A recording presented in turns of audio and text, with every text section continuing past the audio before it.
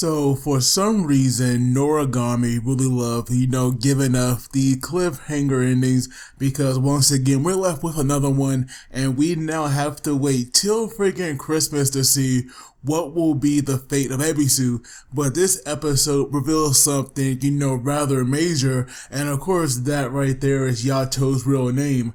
But we see now that when the episodes start off, we see now that these gods, obviously, they have found out everything about, Ebisu, how of course he's the conjurer, making these phantoms, and how pretty much all of his regalia are like also Nora's. So we see now that they have no choice because he put the heavens in such chaos. They made the ultimate decision to actually, kill him, even though he is one of the 7 gods of fortune.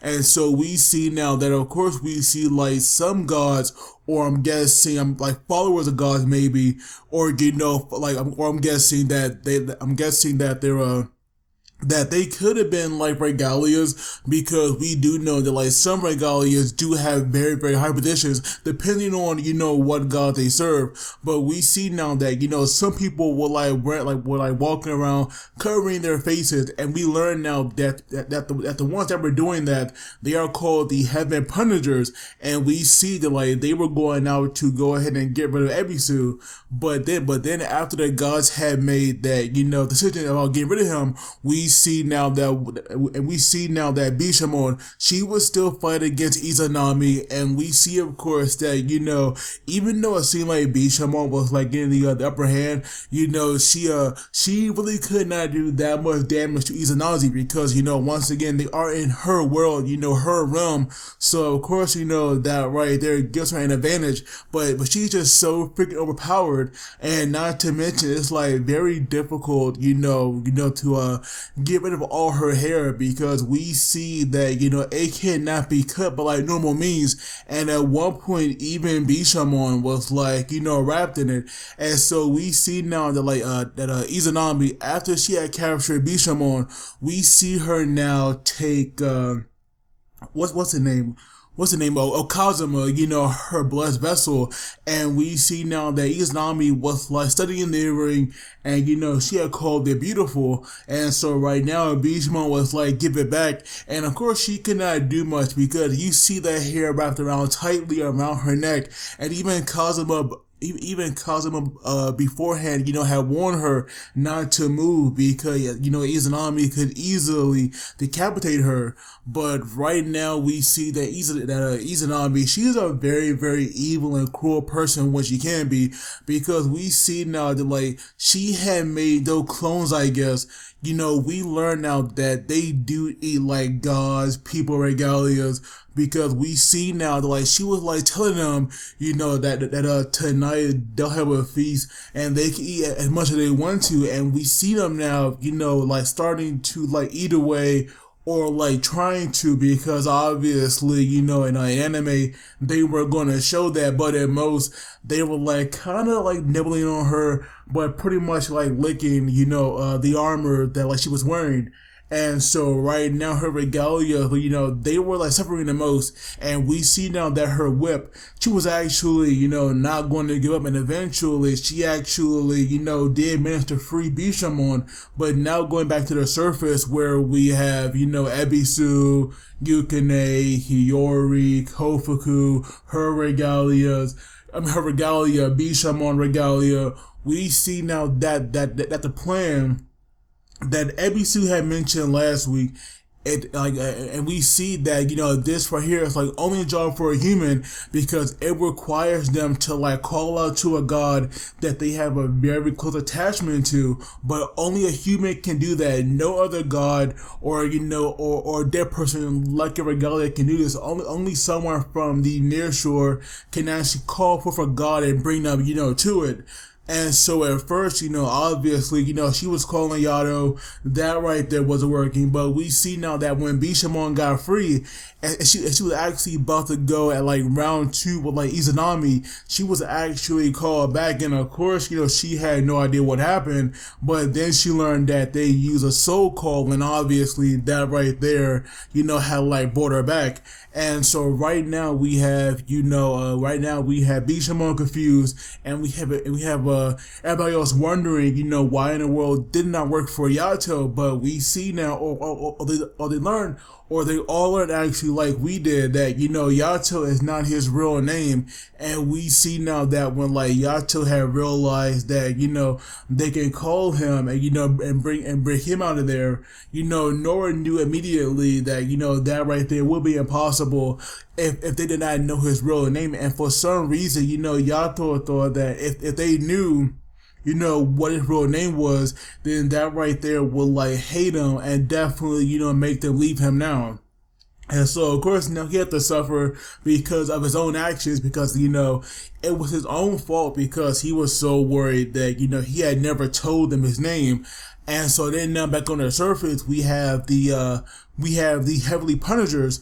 They had now came as well to like get rid of Ebisu, and we see now that when they are trying to attack him, he obviously used like his phantoms to protect himself, and that right there was cool. But that right there was also not really helping his case. And also when they saw that Ven as well made by Kofuku, that right there also made them like lose their mind. Oh, and we also learned that Kofuku, her full name was like Ebisu Kofuku, and we learn now that she also uses a fake name because her real name would like stand for God of Poverty. And I do wonder what that is, because I thought that right there is what Kofuku meant, which is why she had went by that.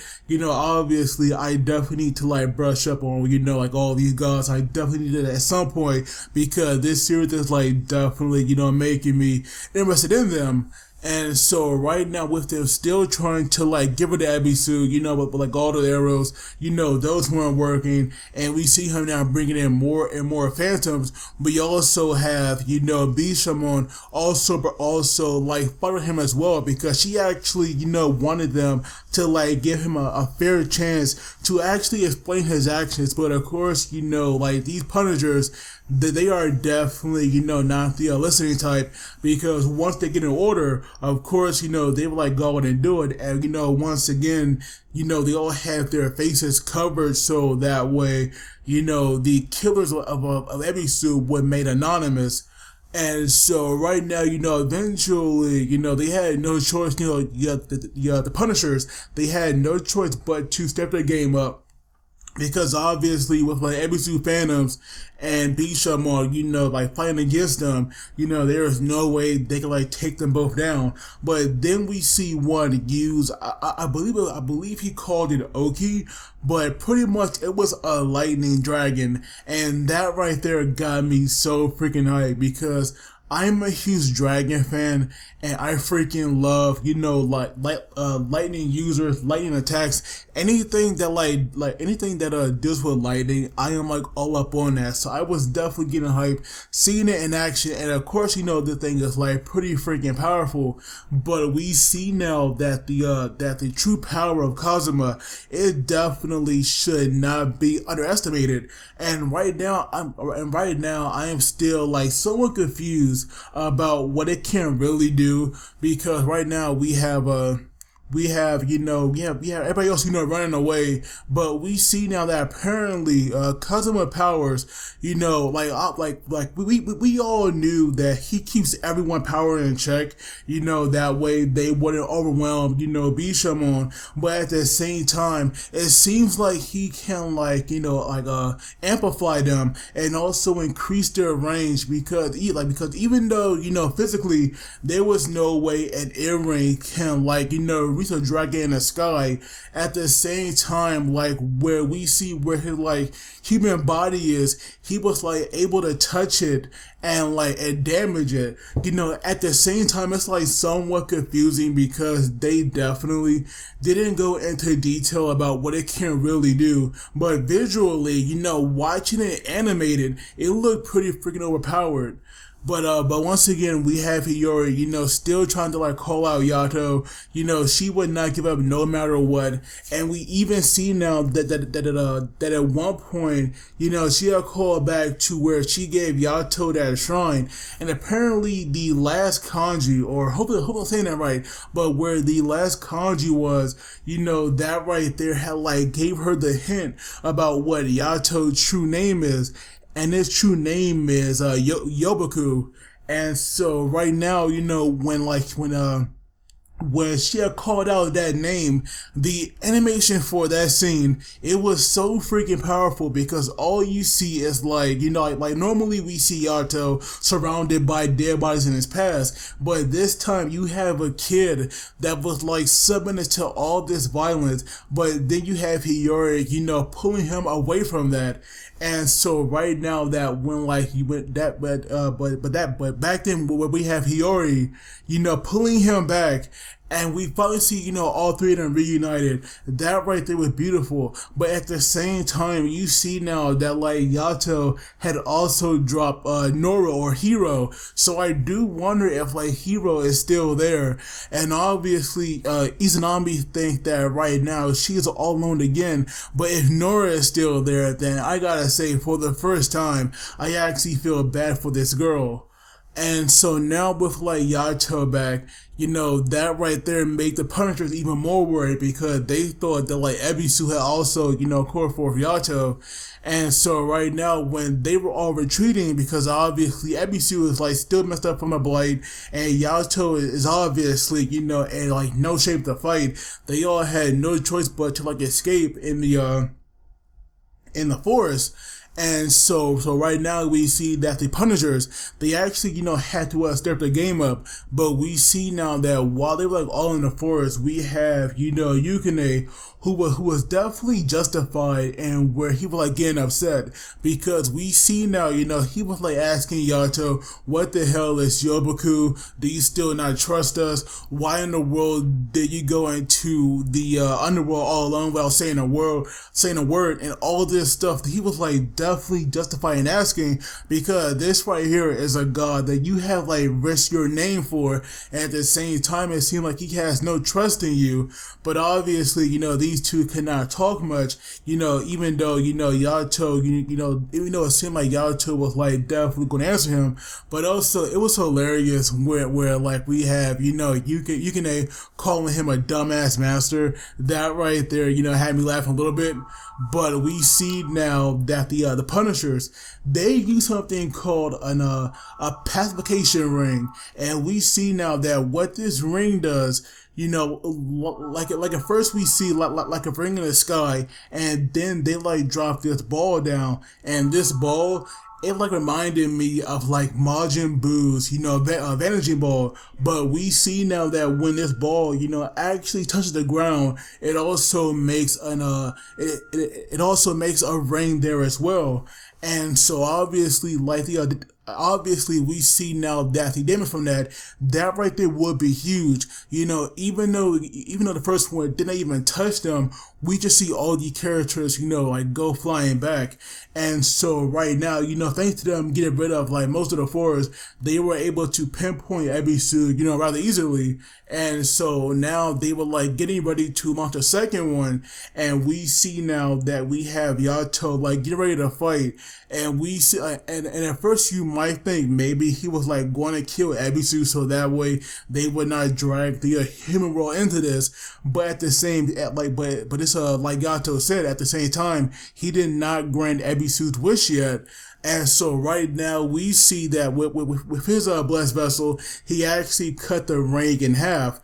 And of course he also, cut the bowl in half as well. And that right there was like massively impressive. That right there was hype. Like we see that like Yato is like in no condition to fight, but at the same time his power, or Yukine power, is still like definitely there. But even though, all seem well, we have like another ring appearing below Ebisu, and we see now that this light starts to glow, and that right there is where the episode ended off. And that right there was like just so messed up, because right now I get the feeling that like Ebisu is definitely gonna die. But it seems, well, obviously we know that like next week is the ending. For some reason for some reason they are ending on Christmas. That right there might be a little weird. But hopefully I can get the reveal on Christmas Day. Like maybe early. If not, it will definitely be up on Saturday. But this episode, it was like freaking fantastic. I can't believe that like Yato's name was like not really Yato, but Yabaku. Hopefully, hopefully in anime we can learn more about that.